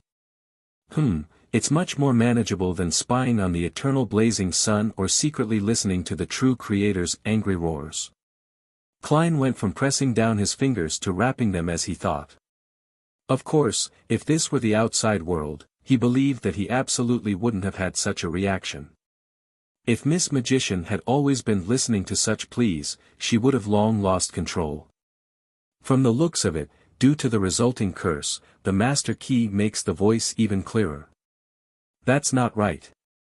Father Yutravsky has likely survived the night of the blood moon with the master key in hand. He clearly wasn't affected, perhaps he had stored the master key in his bedroom and stayed in the hall outside for confession. As long as one makes contact with the master key, they will hear the pleas during the full moon. Phew. Before becoming a high-sequence Beyonder, I wouldn't dare listen to it in the real world. What I heard just now seemed to be requesting assistance, in ancient Hermes. Klein carefully recalled and confirmed what he had heard. With regards to this, the only thing he could do was twitch the corner of his mouth. He didn't know whether to laugh or cry. This is really a death-styled plea in the true meaning of the phrase. It's a pity. If only we could make those people from the Rose School of Thought hear Mr. Door's plea for help on the night of the full moon. With their already cold-warped personalities, they would definitely explode one after the another.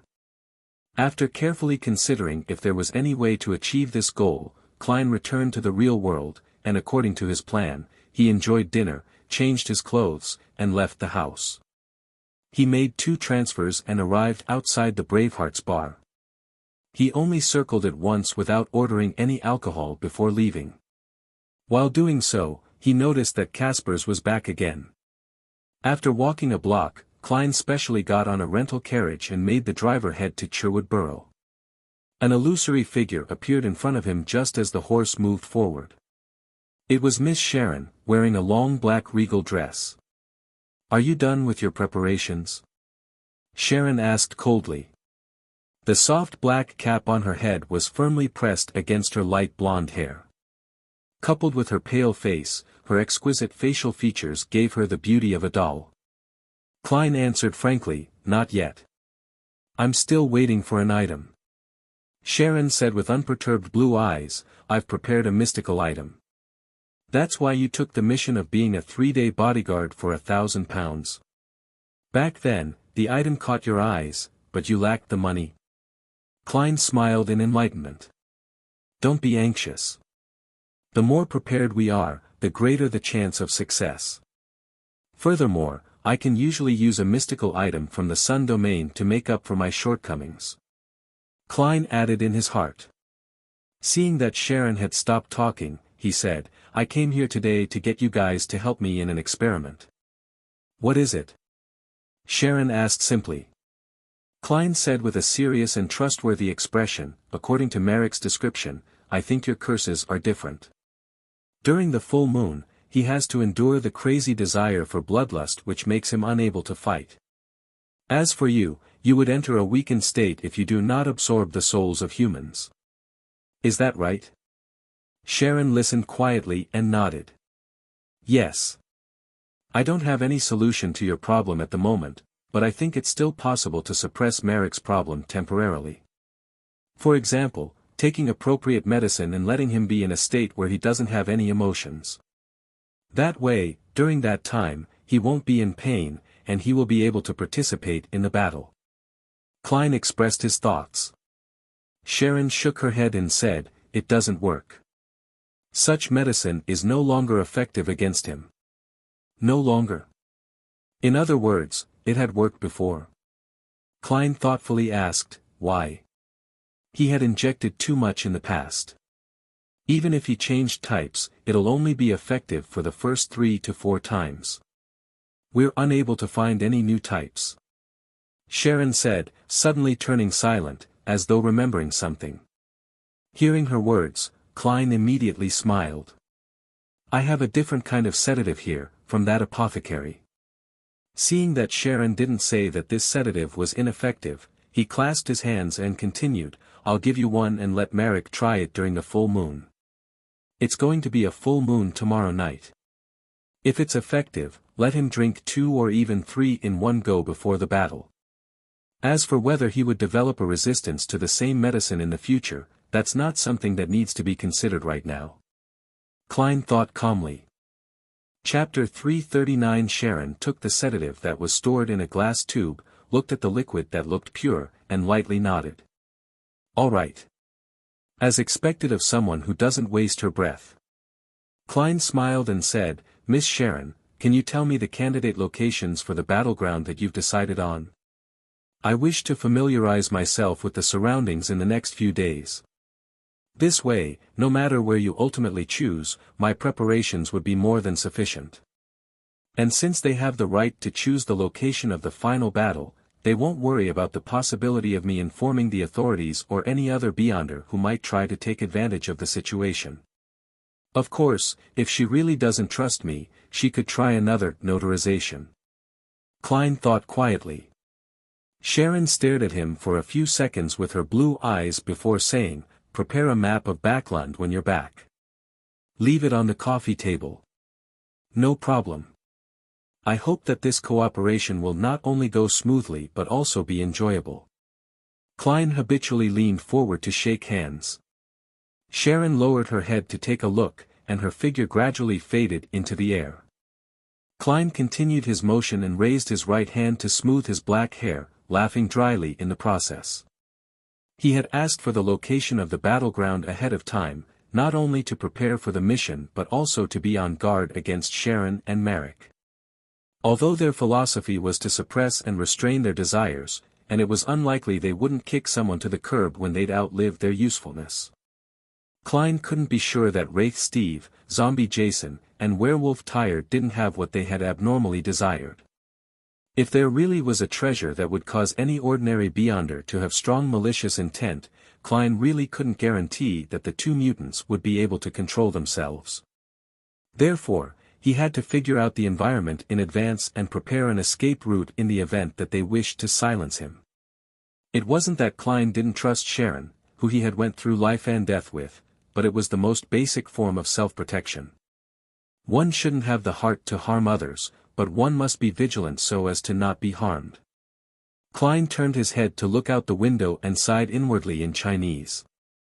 One gas lamp after another kept being left behind as the carriage went forward. The streets became more spacious and cleaner, and it took him more than half an hour to get back to Minsk Street. It's really expensive taking a carriage at this time. Klein looked up at the nearly black sky and the red moon that seemed to barely pierce through the clouds. He walked on for a while, and suddenly he saw that the house of lawyer Jürgen was dark. Pulling out his gold pocket watch, he pressed it open and glanced at it. With a chuckle, Klein detoured to Jürgen's door and used the key that he had been given to open it. At that moment, Brody the black cat was already quietly sitting behind the door, staring at the visitor with his pair of dark, round green eyes. The room was dark and silent, bleak and lonely. Klein squatted down and tried to touch Brody's head, but Brody quickly moved back and flung his hand away in disgust. Shaking his head with laughter, he got up, opened the valve, and lit the gas lamp.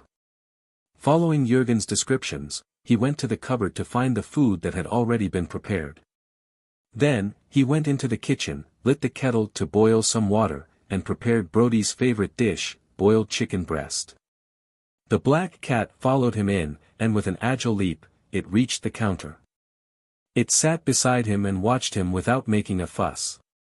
Klein glanced at it, rehearsing the shredding of chicken breast in his mind while he chatted with Brody. You must miss Mrs. Doris, right? Are you worried about her condition? Lawyer Jürgen didn't come home today. Are you feeling lonely and uncomfortable on your own?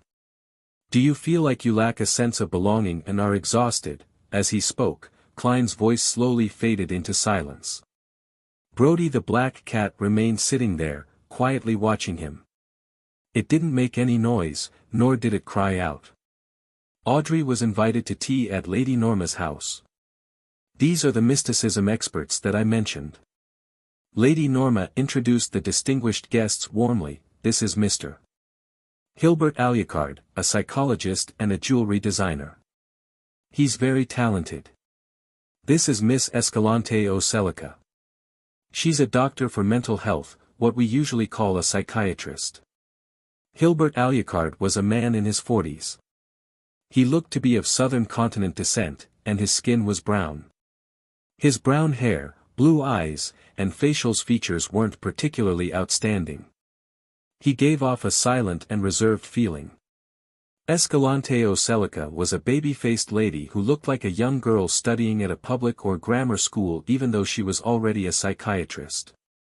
She was 3 or 4 centimeters shorter than Audrey, and she had long raven black hair that reached her waist and a pair of lake blue eyes. Audrey exchanged a few pleasantries with him, then she sat down, keenly aware that Alucard and Escalante were observing her. She didn't use her telepathist abilities, and she pretended to know nothing. While initiating topics in the field of mysticism, she constantly paid attention to her emotions, ensuring that they were in the most logical state. I can't let them find out that I'm already a beyonder, and that I have already taken the spectator and telepathist potions. Audrey knew exactly what role she was to play today. Unlike the silent Alucard, Escalante was quite a conversationalist. After a few rounds of exchanges, she asked, "Do you know about major years and major months?" "No, I haven't heard of those," Audrey cautiously answered, using only the knowledge she had obtained from her interaction with mysticism enthusiasts. "In fact, I've already learned from Mr. Hanged Man what a major year and major month is," she added with a smile in her heart. A major year refers to the number of years it takes for the planet to deviate from its axis, totaling 25,920 years. In the field of mysticism, this is considered a complete cycle that goes from the beginning to the end. A major month refers to the number of years it takes for this deviation to pass through one of the 12 constellations. Each major month represents 2,160 years. During the transition of major months, terrible disasters will occur. And according to calculations, we aren't too many years away from the end of the current major moon. Escalante spoke with confidence, keeping the atmosphere harmonious. Audrey hid the fact that she knew a lot as she asked the wrong questions from time to time in a curious tone. With this, time passed quickly. At the end of tea time, Alucard and Escalante stood up at the same time to take their leave, leaving Lady Norma's house. This caused Audrey to be rather disappointed. She imagined that they would eventually hint at the matter regarding the psychology alchemists, but in the end, they didn't say anything. Yes, as a secret organization that cannot be exposed, the examination of candidates can't be that simple and direct. From the looks of it, they will need to interact with me a few times and observe me in secret before they decide whether or not they want to reveal information to me and recruit me into the organization. That's good too, I can report this to Mr. Fool. Audrey quickly understood the underlying reasons. She then took her leave, and Lady Norma walked her to the door, smiled, and said, "Audrey, I see that you're also interested in psychology. Why not consider being a psychiatrist before you get married? Count Hall and his wife are followers of the goddess. They should be able to support you in doing such things." Among aristocrats, unless there was a financial crisis or other special situations, coming to an agreement on marriage required a long process. Only after careful consideration and comparisons would they be able to make a decision. This was because this wasn't only a matter between two youngsters, but it also involved the alliance and mutual assistance of the two families. Therefore, although aristocratic women were able to officially enter social events under the direction of the Queen after the age of 18, proclaiming their adulthood and consideration for marriage, they often started a family after the age of 26 according to statistics. Similarly, the average age of a male aristocrat's entry into politics for the first time was 28. 5 years. In other words, Audrey would have about 8 years to do what she liked after she reached adulthood. The Church of the Evernight Goddess had always encouraged female believers to go out to work and engage in certain occupations. In the aristocratic circles, many young ladies and women became literary critics, musicians, pianists, painters, etc. Is this a test? Audrey smiled faintly and replied, "I will need to read more books in that case." Actually, she had always felt that it wasn't too safe for the members of the psychology alchemists to become psychologists or psychiatrists because the upper echelons of the official organizations, such as the Nighthawks and the mandated Punishers, likely knew of the acting method. Therefore, they would definitely pay more attention to this group of people. Lady Norma seemed pleased with her answer and nodded with a smile. Escalante and Alucard are both good teachers. Well, maybe I could consider asking Miss Escalante to be my home tutor on psychology. Audrey nodded obediently. When Klein got up on the early Sunday morning, he found that the map of Backlund on the coffee table in the living room had been circled in several places, and they weren't too far apart. Therefore, he spent the rest of the morning carefully familiarizing himself with the surroundings, figuring out exactly where the buildings were located, and where the nearest cathedral was. In the afternoon, having time to spare again, he went to the Quelag Club to practice his shooting and beyonder powers. As soon as he entered the hall, he saw the surgeon, Aaron Series, hobbling out slowly from the buffet cafeteria with a crutch. After greeting him, he asked out of concern, "How have you been lately, Aaron? Has your luck improved?" Aaron, who was born with a blank face, smiled sincerely. "At least I'm not that unlucky anymore. I followed your suggestion, went to the cathedral, and told the bishop about the matter. He told me to go directly to the confessional to pray to the goddess. I actually fell asleep while praying, but I felt like the goddess had bestowed me with a peaceful state. After that, my luck has been normal. Praise the lady." He drew a crimson moon on his chest. "According to my experience, it was likely a particular sequence 7 nightmare who caused you to fall into a deep sleep. Then, a Nighthawk, who specializes in rituals, quickly set up an altar, prayed to the goddess, and neutralized your misfortune." Klein smiled. "That's great." At that moment, Aaron looked at him and said, "Sherlock, I've always felt that you weren't very pious in your belief of the god of steam and machinery. Why don't you change your faith? Look at me, a perfect example. Put your faith in the goddess." Chapter 340, 340. Aren't you making things difficult for me? Upon hearing Aaron's request, Klein almost drew the crimson moon on his chest, but he ultimately resisted the urge and replied very seriously, perhaps there's something about my behavior that has led you to misunderstand.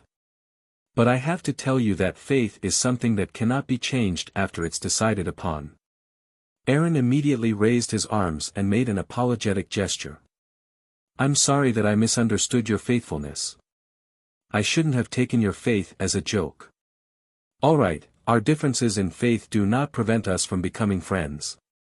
Klein wiped away the fake expression he put on and smiled. That's not true in Fasak and Fainapotter. They can only accept one faith. In comparison, with so many churches coexisting for more than 1400 years, Lone and Intis are much more open in this respect.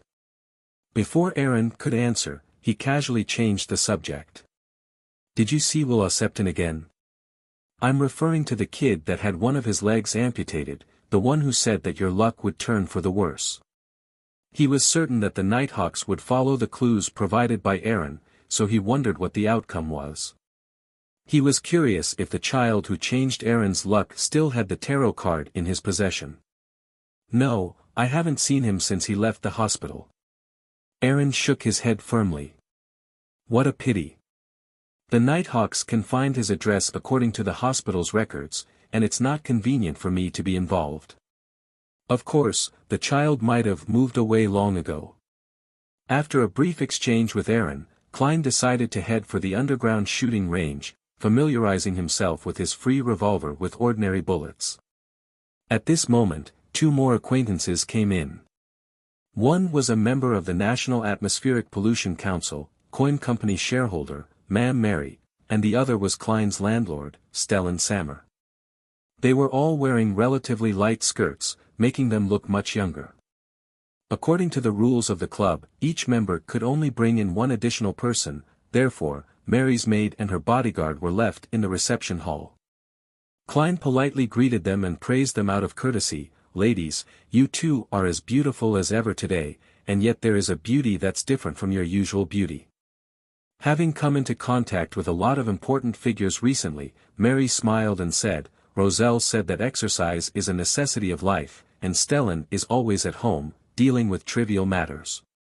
Even when she's out, she would be participating in parties and listening to operas. Her health is much worse than it used to be, so I brought her here to play tennis and squash. With her high cheekbones, she looked around and saw a member of the House of Commons and two other members of Parliament of the Greater Backland area.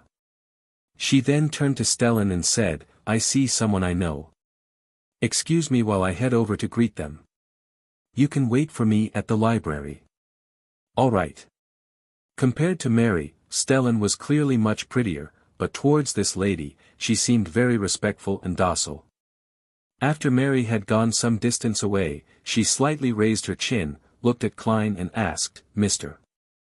Moriarty, you seem very busy these days. Yes, I was working with a lot of detectives to help the police investigate the serial murder case. We made a certain contribution and received quite a sizable reward, Klein answered truthfully.